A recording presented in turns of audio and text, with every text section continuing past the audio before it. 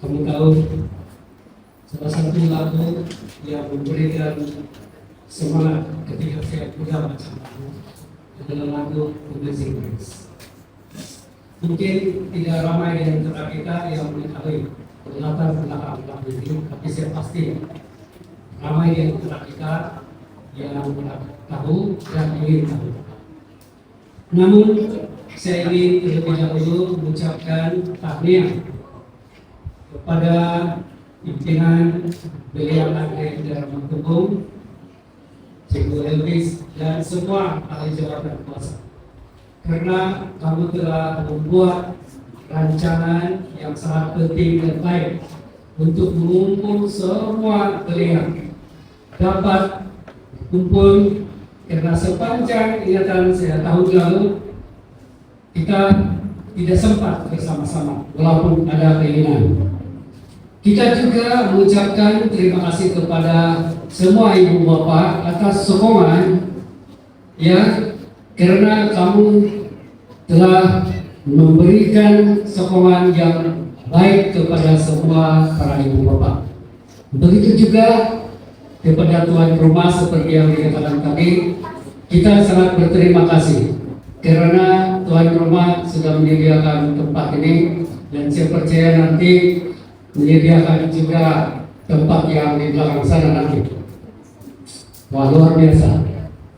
Pertama sekali saya juga ingin berterima kasih karena ada kesempatan bersama-sama dengan kamu, khususnya untuk mengungsikan satu renungan kehidupan sahabat pada pertemuan kali ini.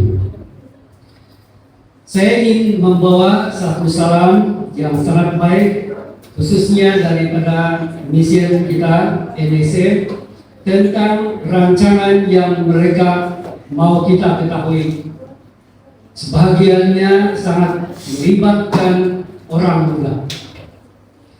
Di dalam 12 wilayah di Lozen Sabah Mission, Seventh-day Adventist Mission, kita tahu bahwa misi kita sebenarnya sangat ingin dan membawa kita untuk berdoa bersama-sama supaya ada penglibatan secara aktif dan proaktif daripada belia-belia semua. Amin. Kamu tahu, baru-baru ini minggu lalu ada satu keputusan yang sangat besar maknanya bagi kita semua untuk ketahui, yaitu misi kita sebenarnya ingin merealisasikan bersama dengan kita supaya dalam 12 wilayah ini sekurang-kurangnya tahun ini dapat menghantar 24 orang sukarelawan. 24. Artinya kalau dikira satu wilayah, dikira dua lah kan. Tetapi apabila dalam perbincangan itu kita juga mau meminta sesuai dengan rancangan Harvest 2025 untuk, kalau kita minta dengan Tuhan, di Tuhan sudah berjanji untuk menghantar pekerjaannya kan. Sekarang soalnya yang pertama ialah, siapakah di antara kita ini yang rela untuk diantar di mana-mana tempat di 12 wilayah ini untuk menyambut cembaran itu? Belum lagi saya coba angkat tangan, ada sudah yang angkat tangan. Terima kasih. Nanti kamu tahu ada syarat-syaratnya. Pertama, Union sudah mengambil keputusan untuk menyokong rancangan ini, dan mereka menyediakan sebahagian daripada budget untuk itu. Ada sebagian. Kemudian misi yang sudah merencanakan dan mencadangkan rancangan itu, ini satu impian ya misi kita. Mereka juga sudah menyediakan budget yang lebih besar daripada Union. Ini bayangan saja. Kemudian tidak juga cukup.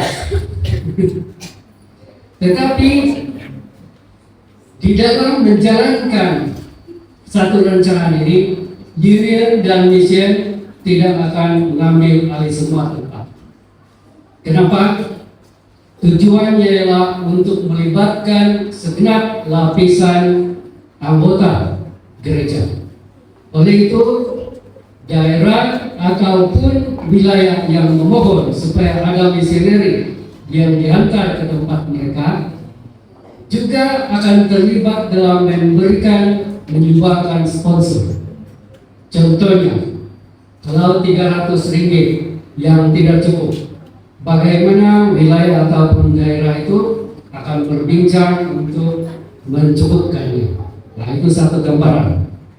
Nah, barangkali di antara kita ini, Pak Pastor, itu belum lagi berita yang menggembirakan karena ada cabaran. Ya, pasti ada cabaran. Tetapi apa yang kita mau sebut di sini ialah kita perlu mempunyai impian dan perencanaan. Kalau kita lihat di daerah kita di Matubung ini, kita perlu sekurang-kurangnya sekarang ini bagi kepada 2 daerah, kan? Dan walaupun ini belum lagi diluluskan oleh elder di daerah ini, belum semua dipersetujui, tetapi ramai yang ada keinginan seperti ini. Karena kita tujuannya adalah supaya kita dapat fokus kepada beberapa kampung yang belum kita jangkau. Kamu masih ingat apa sebab wujudnya Persatuan Mulia Advent? Coba sebut 2 perkara. Kamu masih ingat lagi? Kenapa kamu ada persatuan? Oke, saya mau permudahkan supaya kamu ingat. Kalau kamu rujuk ke dalam manual itu, ada 2 huruf. Asal ada 2 S. Apa itu? Ingat tidak?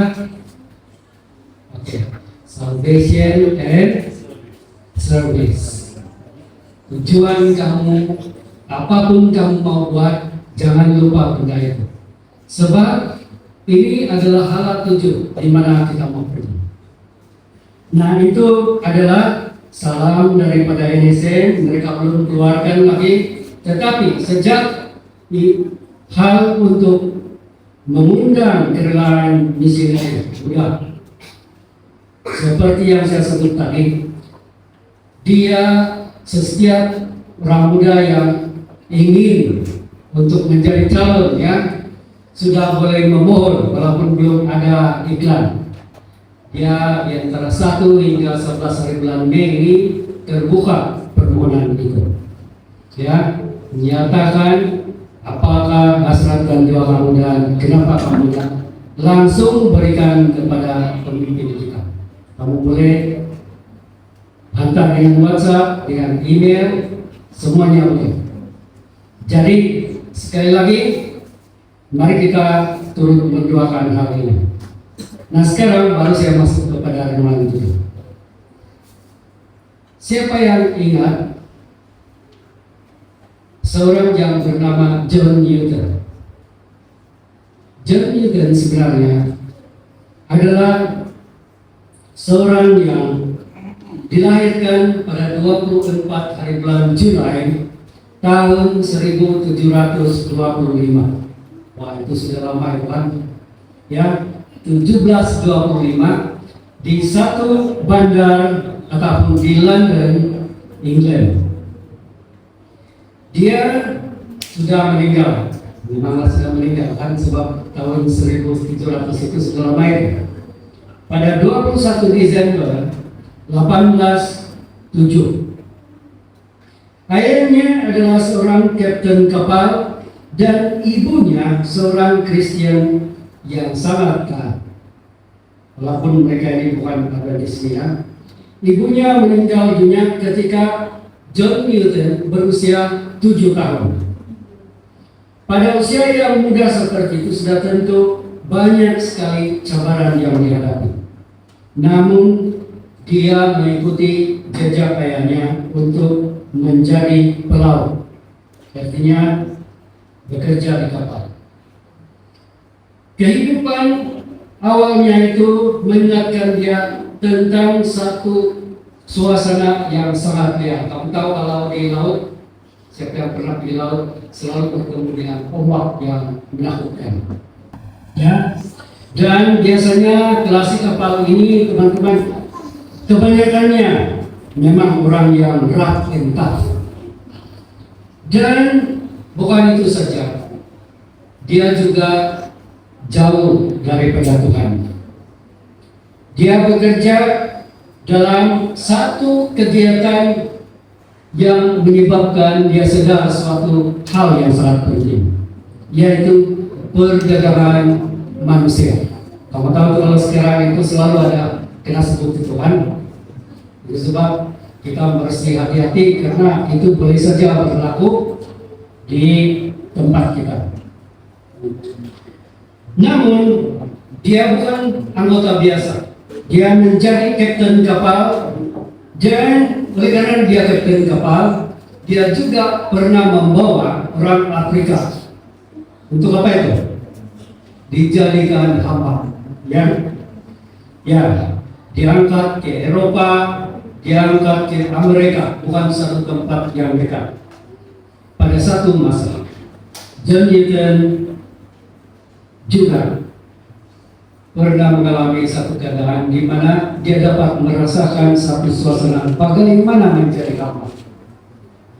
Dia juga pernah mengalami satu kesempatan yang sebenarnya menyebabkan dia sadar bagaimana perasaan seorang hamba karena dia melayani orang Afrika.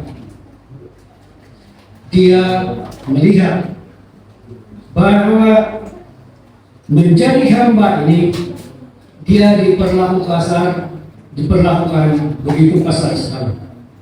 Pada tahun 1748, berapa sudah umur dia ini? Di kurang 23 kan? Ya.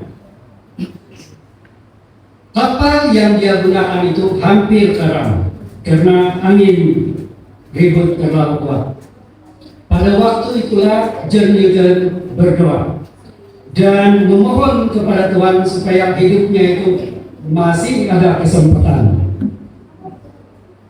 Dia satu keajaiban yang berlaku, walaupun angin yang begitu kuat dan kencang, kapal itu selamat. Disitulah dia menyadari bahwa Tuhan itu benar-benar ada. Dan apabila dia merasakan bahwa Tuhan itu benar-benar ada, dia juga mulai di dalam perjalanan pertobatan rohaninya. Walaupun perkara itu tidak berlaku serta-merta, tapi itulah perubahan hidupnya. Akhirnya John Newton meninggalkan bisnis dia. Ya, dia bukan tinggalkan apa begitu lagi, tapi serta-merta dia tinggalkan itu. Dia menjadi seorang pastor. Ya, kalau di England banyak anggota dia apa ya Pak? Kamu tahu apa? Satu denominasi yang agak besar selain daripada Katolik ialah Anglikan. Ya. Dan disitulah dia menjadi padri pada tahun 1764. Di situ dia mulai menulis lagu, dan salah satu lagunya ialah, kamu tahu apa? Amazing Grace. Kamu tahu kenapa dia menulis lagu? Kamu ingat apa poin yang dia tulis dalam lagu? Amazing Grace, how sweet the sound. Dia bilang, saya ini orang yang berdosa. Dia merasakan keberdosaan dia, sehingga dia menyadari bahwa kalau bukan kasih kurnia Tuhan, dia tidak dapat kesempatan bukan saja untuk melayani sebagai pendeta, tetapi kesempatan untuk hidup. Dia pernah menulis satu buku kecil, satu pamflet yang bertajuk Thoughts Upon the African Slave Trade.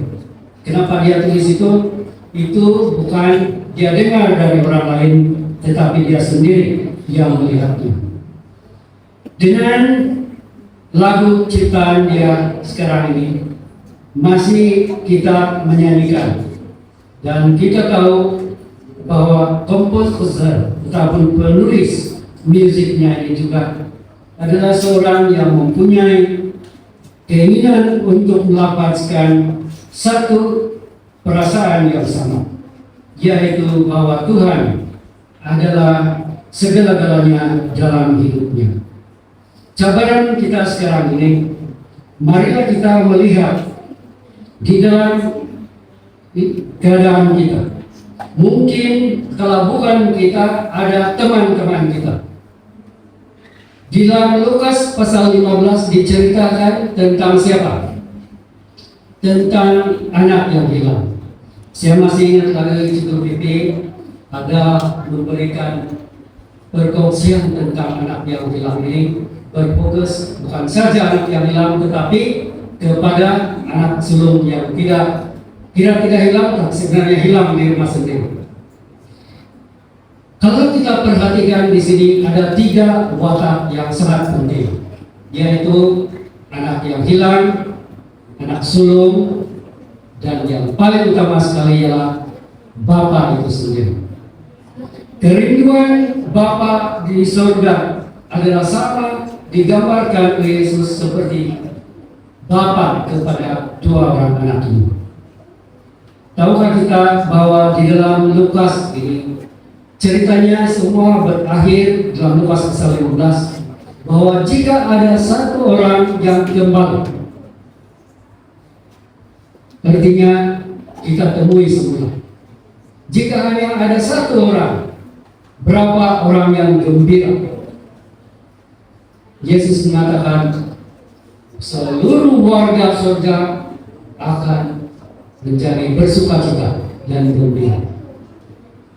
Kamu tahu, salah satu cabaran di jabatan pelayanan belia kita ialah betapa ramainya para belia yang mudah hilang. Ketika kita bersama-sama di tempat duduk ini, kita perlu mengingati siapa-siapa teman kamu di sebelah. Pikirkan dalam 5 tahun, 10 tahun akan datang. Kalau kamu ada gambar-gambar yang sudah dicatatkan di video dan juga yang kamu petik, pastikan bahwa gambar teman-teman kamu itu masih di dalam gereja. Amin. Karena tujuan utama kita ialah pertama adalah untuk keselamatan jiwa-jiwa, dan sudah tentu yang kedua ialah supaya kita dapat melayani. Saya ingin conclude kita punya renungan penutupan Sabat ini karena betul-betul sudah matahari terbenam sekarang, dengan mengajak kita untuk membaca pertama ayat di dalam Efesus pasal 2 ayat 8 hingga 9. Efesus 2 ayat 8 hingga 9 terjemahan baru seperti berikut.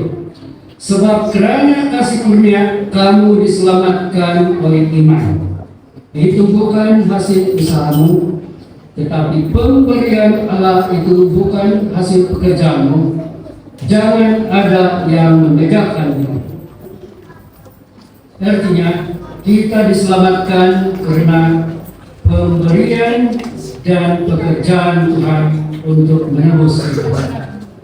Apabila kita menyadari tentang hal ini, semua talenta bahkan 8T yang kita belajar dalam pelayanan, kita menyadari bahwa kita bukan milik sebahagian Tuhan, tetapi milik sepenuhnya.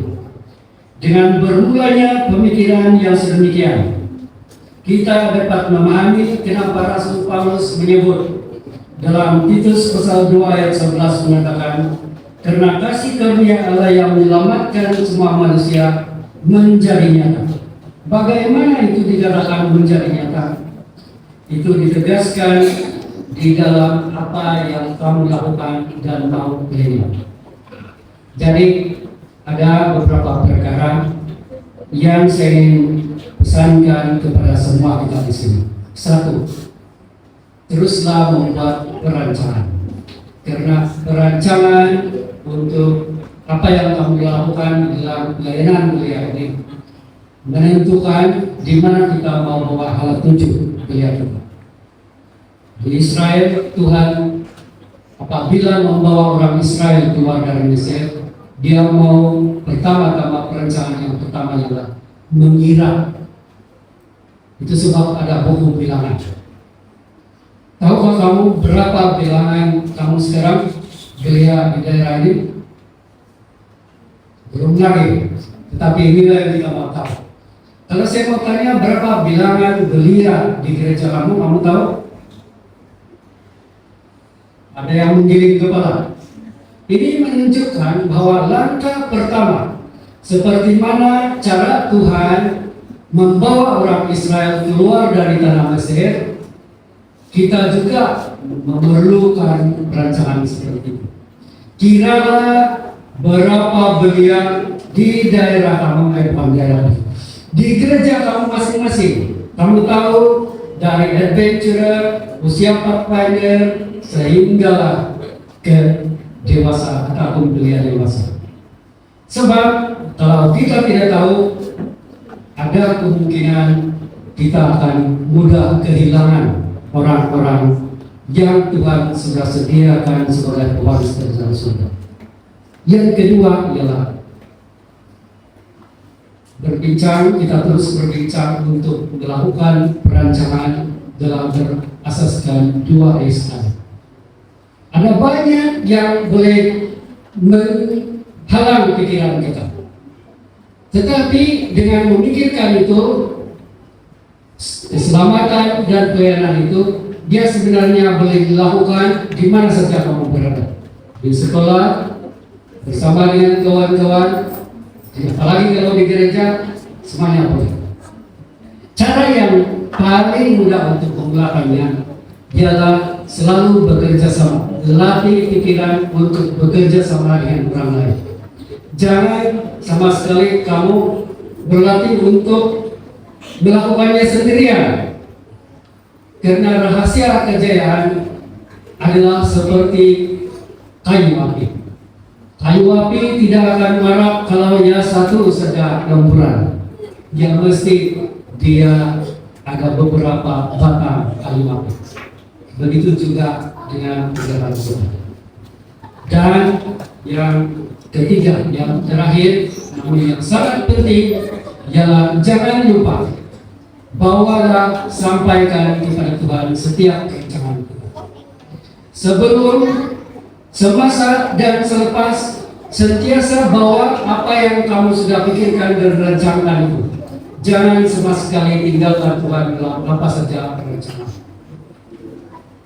Terima kasih atas perhatian semua. Kiranya Tuhan memberkati sementara kita terus menerima pimpinan dari Tuhan. Saya yakin bahwa belia di daerah Matumbung ini adalah yang paling berharga di mata Tuhan dan sangat berpotensi untuk menjadi partner bagi Tuhan. Amin. Tuhan memberkati.